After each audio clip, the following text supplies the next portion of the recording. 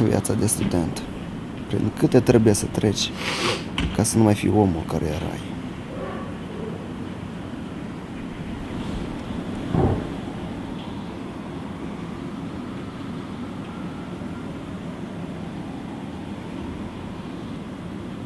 Și cauți băieți?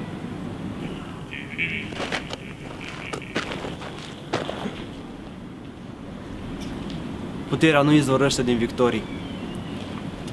Ea este stimulată de probleme. Iar noi avem o problemă. Voi nu sunt deștepți, dar când privesc în jur, prind curaj. Voi aveți curaj?